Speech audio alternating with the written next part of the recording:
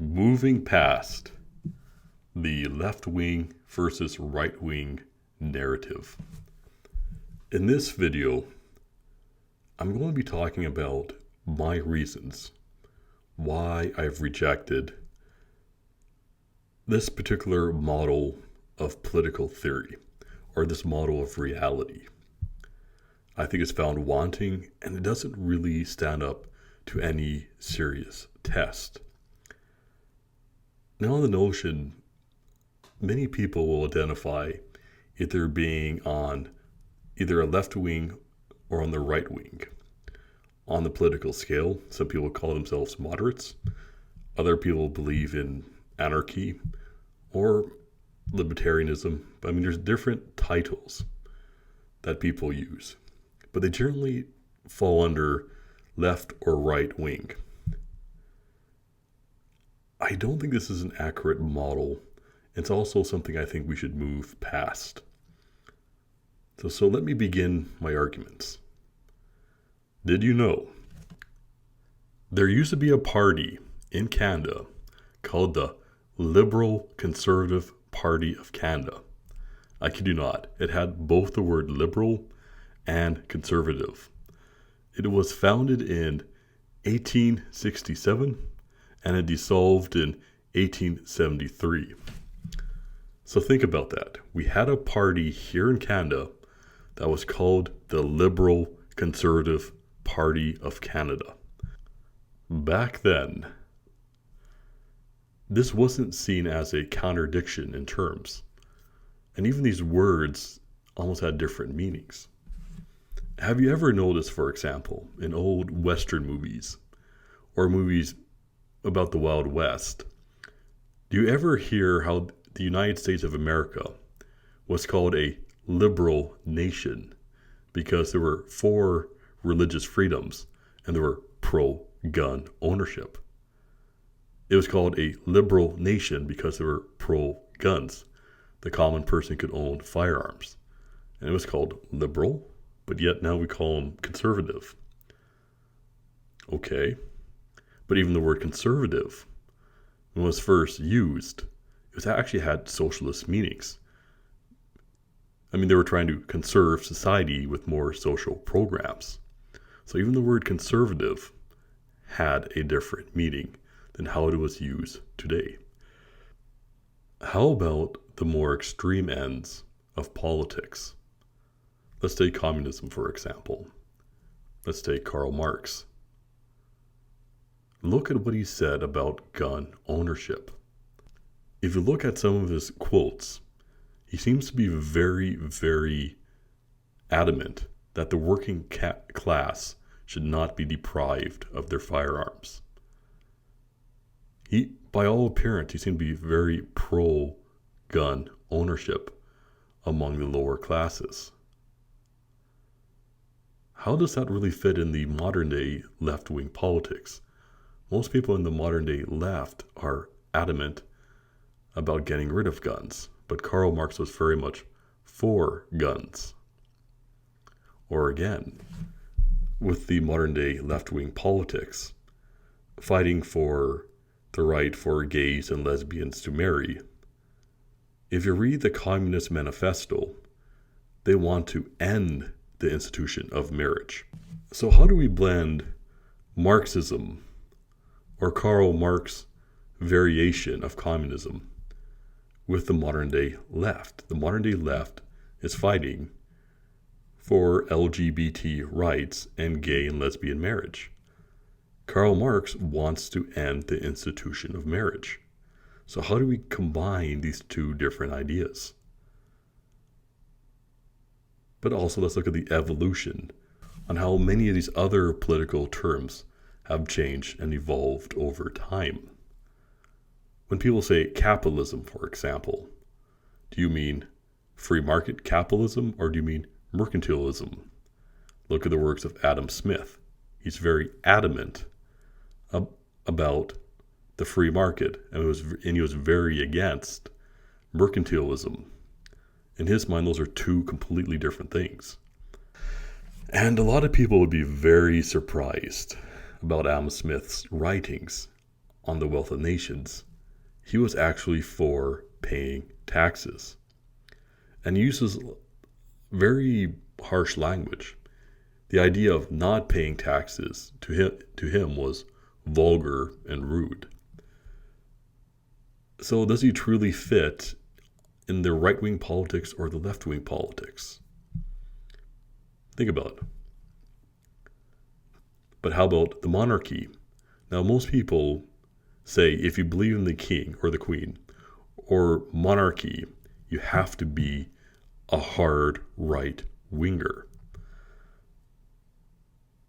Does that statement hold truth? Look at some of the modern monarchies around the world. Look at the social programs they have in their nation. Or look at the example of Otto von Bismarck. He brought in universal health care. He brought in universal education. He also brought in universal insurance. That man brought in a lot of social programs, but he was very pro-monarchy. So if a monarch has a lot of social programs in their nation, are they always stuck on the right wing of the spectrum just because they're a monarchy? But let's go back to the left-wing politics, or to the extreme left wing. Let's look at the history of the terms communism, socialism, and even National Socialism. In the beginning, if you read some of Marx's works, and you also read a lot of the history of communism and socialism, and the rivalry between anarchists. Remember, anarchists do not believe in government, where communists, not all of them, but a lot of them, believe in over time, the nation will slowly disappear on its own, where an anarchist will often say, let's just get rid of all forms of government. Communists, not all of them, but a lot of them have a concept of a slow evolution where the state will slowly disappear. You build up the state, then eventually the state is no longer necessary. So there's many different forms of communism. And they can't seem to agree what is the right form of communism. But let's look at some of the terminology that they use. Some would say communism and socialism are two different things. But as communism was developing, the word communism lost favor and socialism gained favor. This was before World War II, and these terms were often used interchangeably. Then there was a revolution in Germany, where the socialists took over and overthrew the monarchy. But the problem was they could not agree what socialism meant, so they had another revolution in Germany. And as we know in World War II, and there's quotes by Hitler, when he overthrew the socialists and the communists, and he boasted how the National Socialists, or Nazis, won over the socialists and communists. So by that particular time in history, right before World War II, socialism, National Socialism, and communism evolved to mean different things. So even among the left, there's many different belief systems. Some believe for a greater or more control over the state, or the state having more power, but being run democratically. But then you have anarchists who just ultimately want to dissolve the state as quickly as possible. So many of these terms have evolved and changed to mean different things. Some groups believe the state will ultimately be unnecessary over time. But others believe we need more of a bigger state. But that being said, even among the right wing, has not the right wing in some cases voted for more government spending in some industries? Look at people who think very highly of Ronald Reagan. Did not Ronald Reagan spend so much in the military and on major projects to create jobs. Well, that's done by government spending. So even people who are, say, the right wing, they enjoy it when the government sends money their way. Also, when you look at history, look at the GDP of a nation, and look at the percent of GDP over 100 years that was based on government spending. It has grown significantly. Government spending now makes up a larger and larger percentage of a nation's GDP, regardless if you're on the left wing or right wing. People enjoy getting a government check. I mean, there's ample hypocrisy in this. So where's the free market that Adam Smith talked about? Now, some people have described neo-feudalism, and I think this is probably more of an accurate model of what we live in today. Because if you look where the big money is to be made, it's basically through democracy and who you know. That's how you get the big bucks. If you can get a government contract or a contract or a trickle-down effect, that's where a large amount of the economic stimulation seems to come from. I mean, yes, banks may adjust loan rates and inflation, but look at government spending and government willingness to print money just to stimulate the economy. How is that the free market? So does the free market even really exist anymore? Maybe among the farmer's market or some hippie market somewhere out in the woods. But so much of what we call our market and our currency is so heavily influenced by government. How do you say that's a free market? So where do you say this capitalism really exists? Also, do you believe capitalism is the ultimate and only reason why we have pollution? Remember, the Industrial Revolution happened, and we started building factories, and now we have air pollution. Well, read the works of Karl Marx. He was for more factories. Look at Das Kapital. He believed we should build bigger factories. So you say factories and pollution's only right-wing capitalism, but yet Karl Marx says he's for bigger factories. So Karl Marx is for bigger factories, he's for gun ownership, and he's against all marriage. So who's right-wing, who's left-wing? Or let's say you have a common farmer somewhere. And let's say this farmer wants to keep most of his money and pay very little tax. But he also wants to be able to trade with whomever he wishes to. He wants to keep most of what he makes to himself and to have the right to sell to any customer he wants. So is he by nature a hyper-capitalist? I'm going to add more to this confusion. Look how much demographics have changed over the years over the political spectrums. The modern day left, you can watch videos of this online or about straight white males, or how straight white males are always seen as right wing or capitalists. Okay, go back to 1910, 1920, 1930, 1940, or earlier. It was white farmers who started most of the socialist movements in the early century.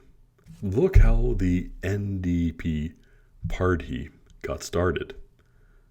Look at Tony Douglas, the man who brought Canada universal health care.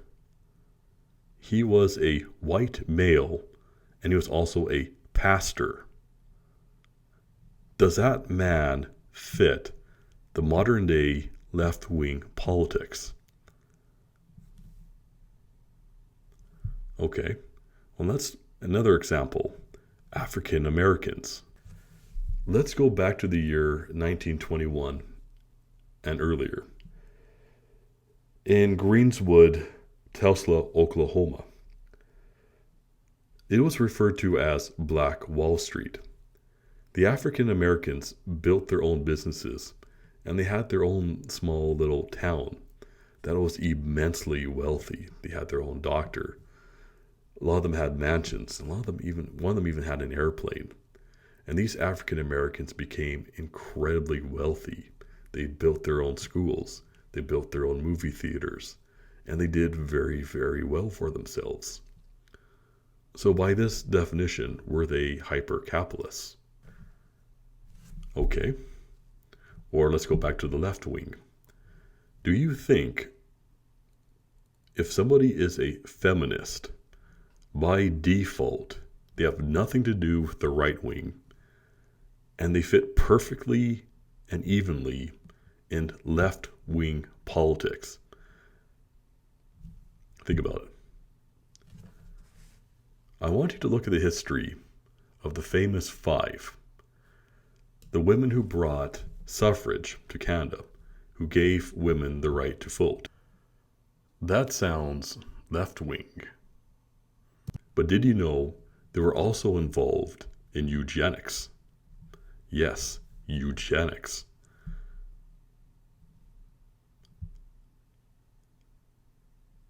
The forced sterilization of people who were deemed undesirables.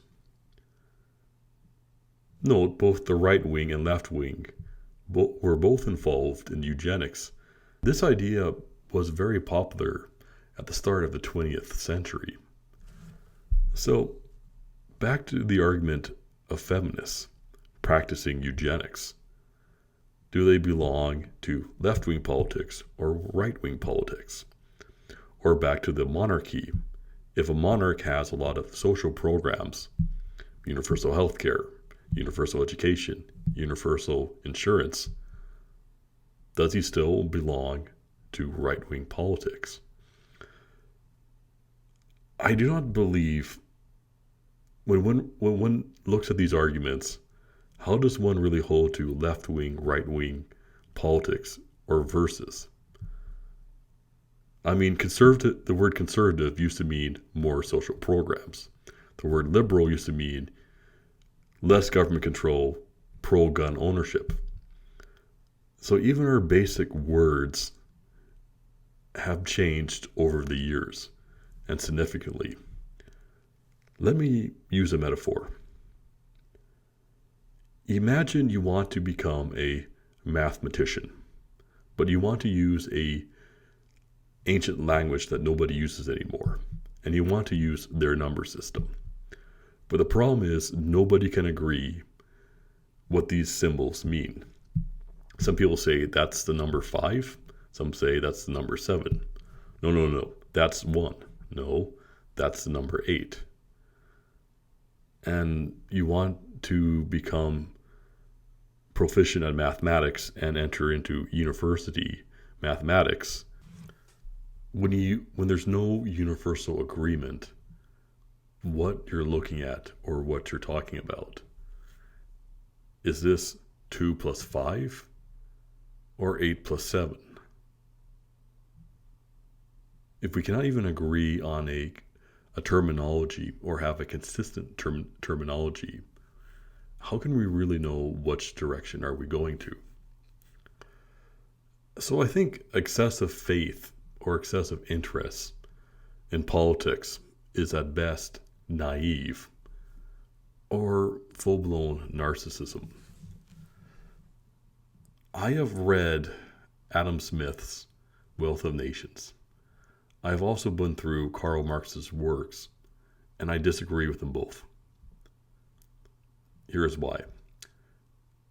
Adam Smith, I do like the idea of a free market. I do like people freely trading with one another. But to say that's the end all and be all, and that's the best thing that can ever happen to mankind, I think that's a bit naive. Example, when you look at every single culture in the world, they have all engaged in trading. Did they have an utopia because they had trading?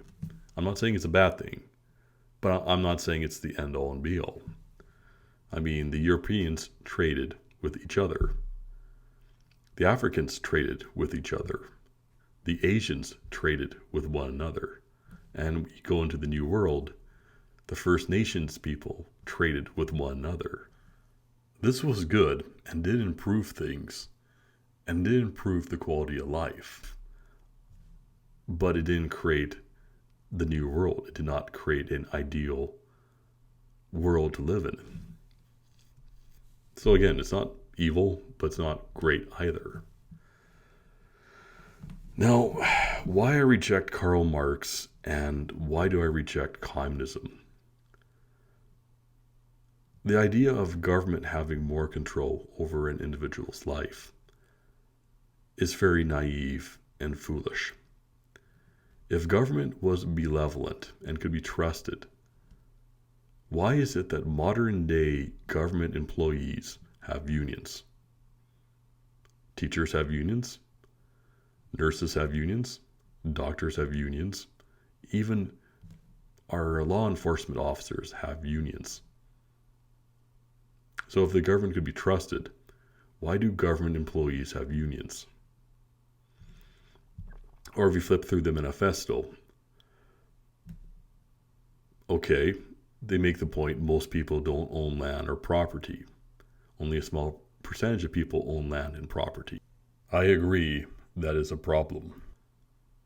But their solution is no one will own land or property. Okay, so most people now don't own land and property, but according to Marx, with a communist nation, no one will own land or property. That really doesn't make any sense to me. But also a lot of the contradictions. For example, Marx wants to get rid of currency. From the Communist Manifesto, he talks about a progressive tax system, money-based system, and the government taking over the banks. Then in Das Kapital, he talks about doing away with money and having time shares. So basically, you work in a factory for an hour, and instead of getting money, you get a certificate saying you worked for an hour. Now you can take that certificate and buy an hour of somebody else's time. But when they take it, it expires. It doesn't go into circulation like current money. So basically, it's like short-lived money. This idea is very flawed, I think. And this other theory, this labor theory of value, he believed that the labor that went into making a product creates value. That doesn't make any sense. The more efficient you are, the more you can increase your profits. If one person can produce twice as much in the same amount of time and at the same amount of quality, that is profit, not how much time you put into something. If that was the value of something, a very disorganized and lazy person work would be worth more than someone who's very productive. Now, no, Karl Marx never really had a job, and he probably was an alcoholic, and he chain smoked. And despite being given a upper middle class income, his family lived in poverty because he had no money management. The man's personal life was a disaster. He was always in debt. He was always borrowing money from other people and not paying them back. And his personal life is the way he lived was filthy. There's a police report talking about how filthy his apartment was. If you were to sit on his couch, it was so dirty, you would soil your pants and you would have to throw away the pants because there's no way you could clean it. In Karl Marx's life, the man never even worked at charity. If the man lived like a Franciscan monk, and gave away most of his wealth to the poor, I might be able to take him seriously, but that never was the case. He lived an upper middle class lifestyle, and he dressed well, and he socialized with the upper class. So dysfunctional was Karl Marx's family life. Look at the lives of his 3 daughters. 2 of them committed suicide. And these suicides happened 10 years apart. So the personal life of Karl Marx, I just can't take him seriously. It's tragic. It's disturbing. But back to his other policies. Okay, so we talked about the currency. We talked about how government should have more control. But the ultimate goal is to build up the government. Then it will slowly dissolve and there will be no government. But Karl Marx is also very clear the state should provide everybody with free education. But once the state dissolves, how do we have free education? What provides free education? The state provides free education, but if the state eventually dissolves into nothing, how does free education continue? So there's so many gaps in Karl Marx's logic. If this man was an architect, his blueprints would be impossible to read. It'd be like, this wall is significant, that wall is important, make that into a large wall. No, like, how many feet? How many centimeters? How many meters? Like, what? Give me some accurate measurements. Where's the legend on the blueprint? So Karl Marx's ideas, not only are they flawed, but they can't even really be defined. Take the time to look at the different forms of communism. Who has the right form of communism? Who has the right interpretation of communism? Look at all the different communist nations around the world. Who's the right form of communism? How do you come up with a decisive answer? I could go on and on about Karl Marx, but I have to reject his models and his ideology. But what do I think creates value? Or what really pushes humans forward? What really improves the quality of human life?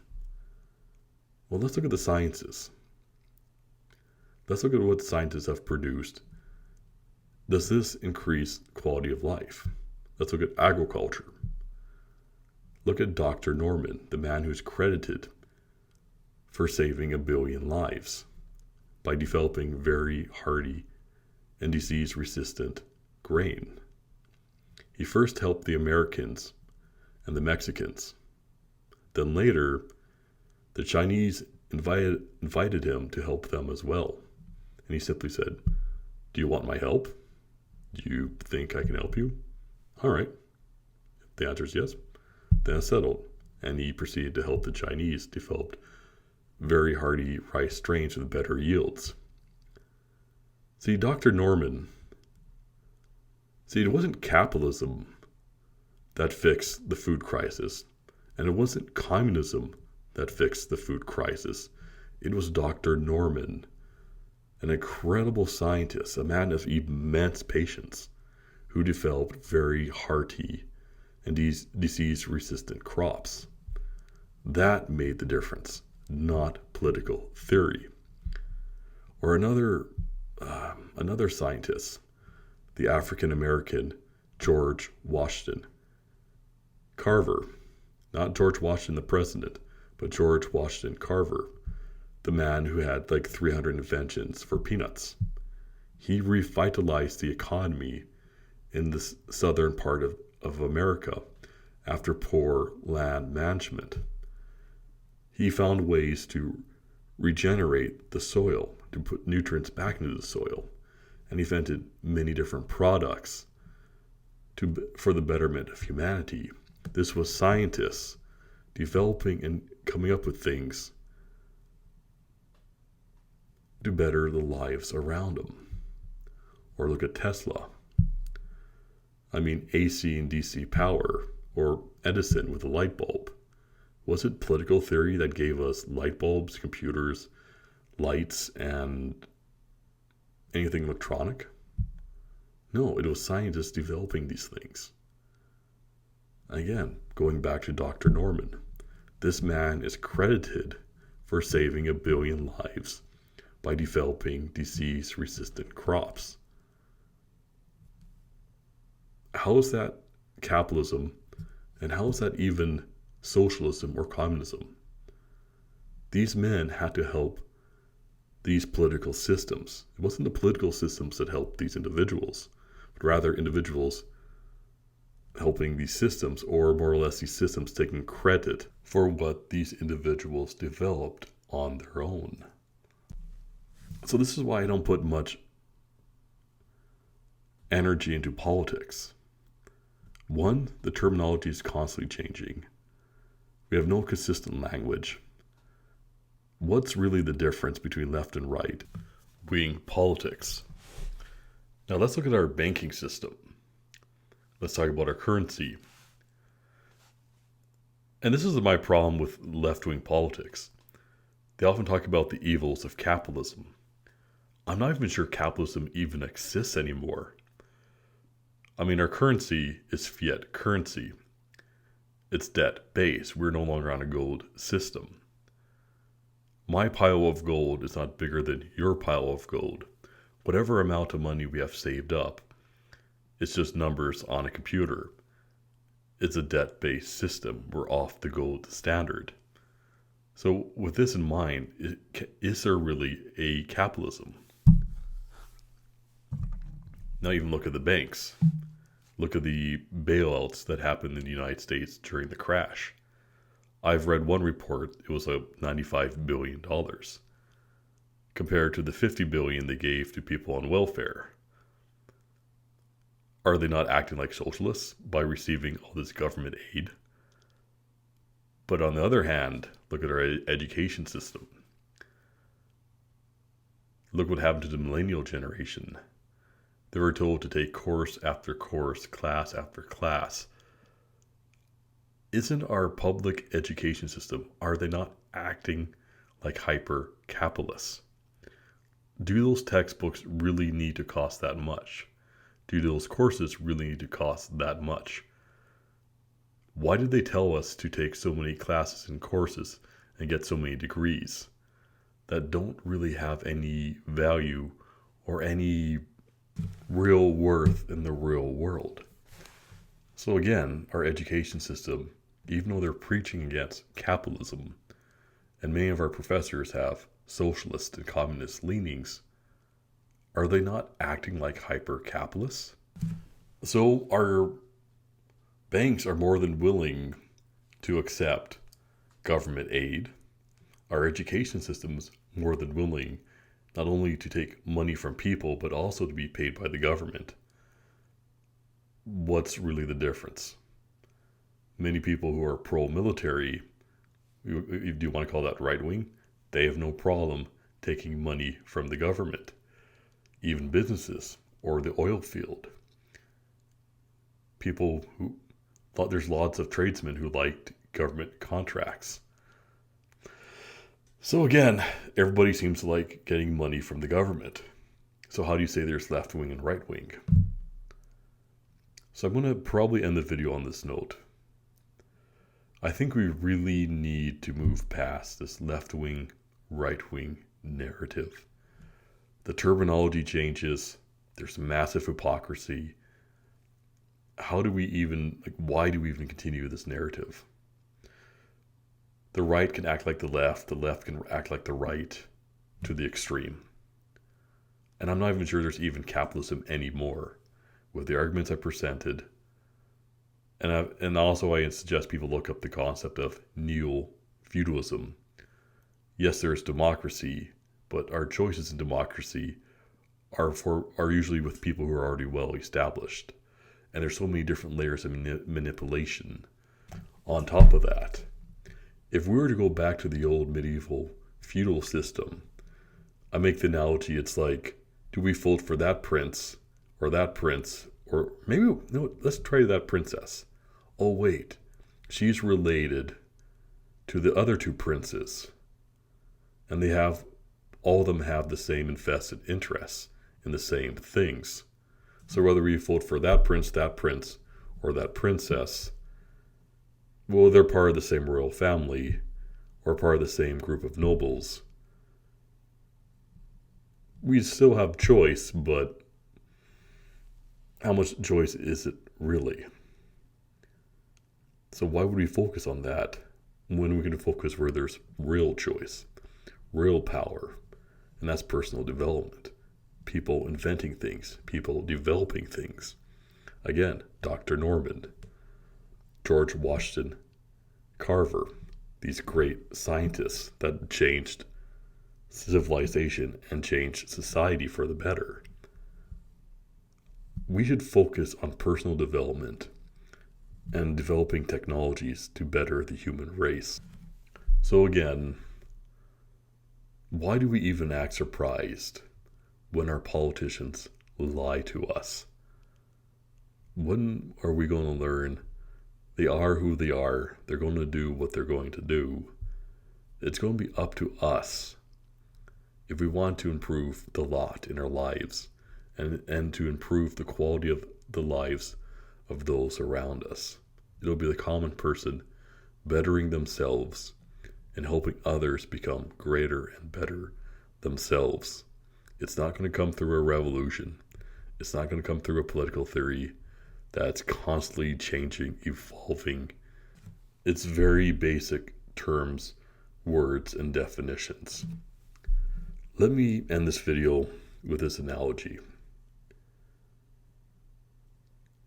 To be a good capitalist, you need to work, to make money, to spend, to be a good capitalist. But to be a good socialist, you need to work so you have enough income to pay taxes for social programs.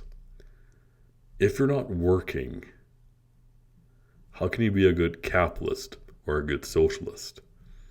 You cannot pay or participate in our civilization or in our society. Both the left and the right-wing politicians have thus far have done very little to employ young people or to find employment for the younger generation.